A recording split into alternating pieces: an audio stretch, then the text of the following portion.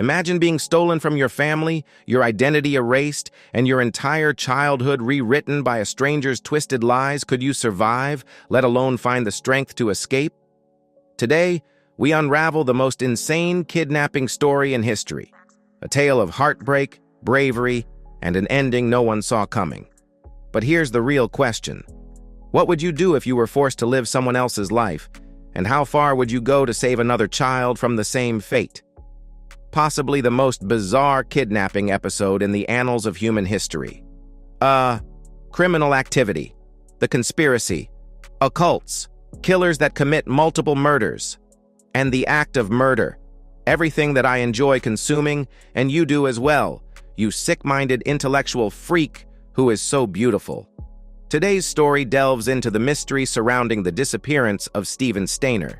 To say that the kidnapping of Steven Stayner is one of the most shocking and devastating true crime stories ever documented would be an understatement. This is not simply a story about kidnapping. It is also a story about being manipulated, surviving, and being resilient, as well as the unthinkable effects that it had on an entire family. The majority of the crime storylines you've come across are the opposite of this story, which is both tragic and heroic. In the case of the kidnapping, a typical day turns into a nightmare. Steven Gregory Stayner was born in Merced, California, on Monday, April 18, 1965. His parents, Delbert and Kay Stayner, were his parents. His family appeared to be living a typical life in a small town, and he was the third of 5 children in the family. On the other hand, that apparent sense of normalcy was broken on December 4th, 1972. Irvin Edward Murphy approached Steven, who was only 7 years old at the time, while he was going home from school. Steven was walking home for the first time. Murphy, posing as a representative of the church, approached Steven and inquired as to whether or not his mother would be willing to make a donation to their organization. Steven, who had faith in the individual, gave the man his address, and a white Buick arrived shortly after. When he hopped in, he had no idea that he was entering a nightmare that would last for years. Kenneth Eugene Parnell, a predator who has a history of committing frightening acts, was the individual who was operating the vehicle. Steven was accompanied by Parnell and Murphy to a cabin in Cathy's Valley, California, where Parnell began to carry out his horrible plot. Murphy was also present during this time. Kenneth Parnell, a troubled history in the past. For Parnell, his childhood was marked by a great deal of turmoil. He spent his formative years in juvenile detention for crimes such as car theft and arson, which he committed when he was a young child and was abandoned by his father. His psychological profile was concerning. A court psychiatrist reportedly described him as having a predisposition to seek problems and punishment. His profile was concerning. During his mature years, Parnell's unsettling habits became more severe. During the year 1951, he impersonated a law enforcement official by using a police badge from a thrift store to kidnap a small boy. In spite of the fact that he had only served 4 years in prison for the assault on the child, he was eventually released and went back to engaging in his evil inclinations. At the time that Parnell came into contact with Murphy, he had already devised a depraved plan to kidnap children and bring them up as his own. He was successful in persuading Murphy, who was seen as being naive and easily influenced, to participate in the abduction of Steven. In the first night that Steven was held captive, Parnell subjected him to maltreatment, which was a horrible experience.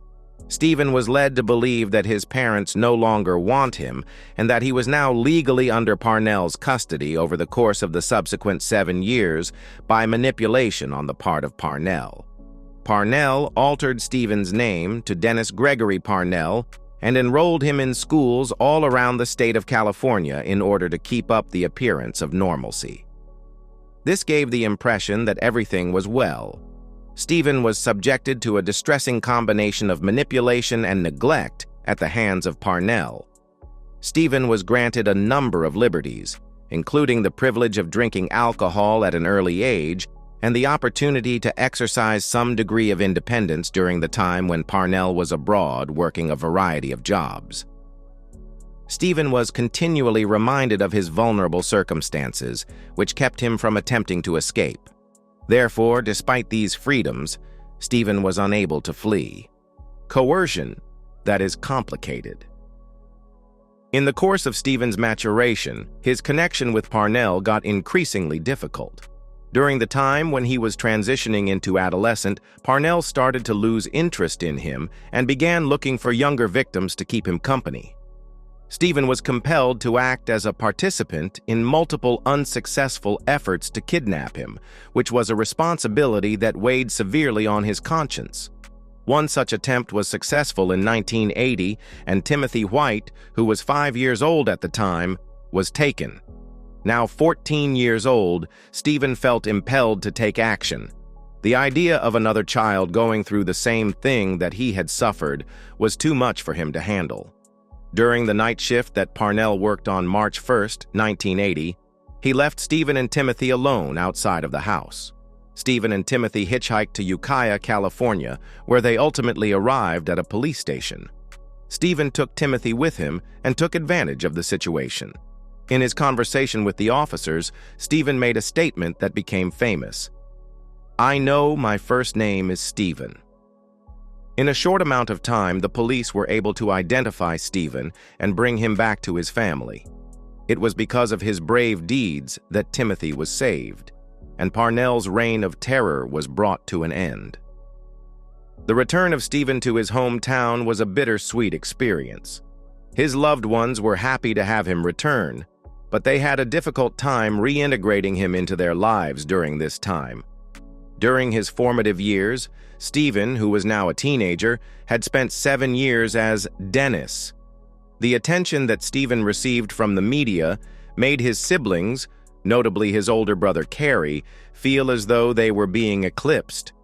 Stephen was subjected to bullying and stigma when he was in school.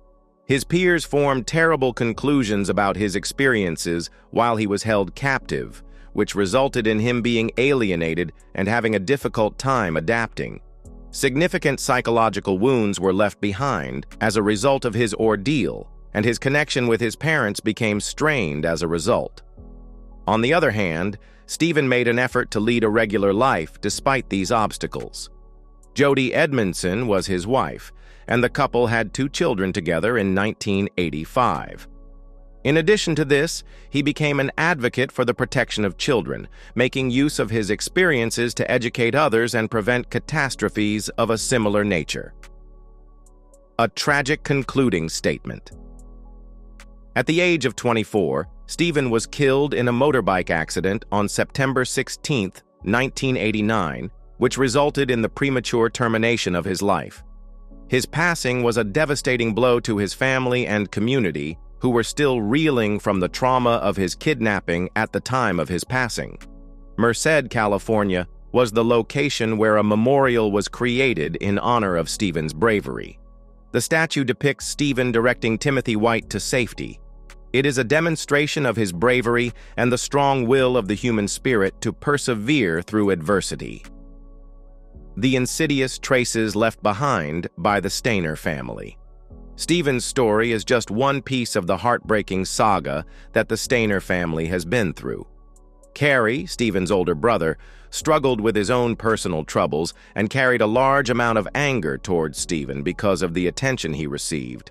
Carrie gained notoriety in 1999 as the Yosemite Killer, a person who was responsible for the gruesome deaths of 4 women when they were in the vicinity of Yosemite National Park.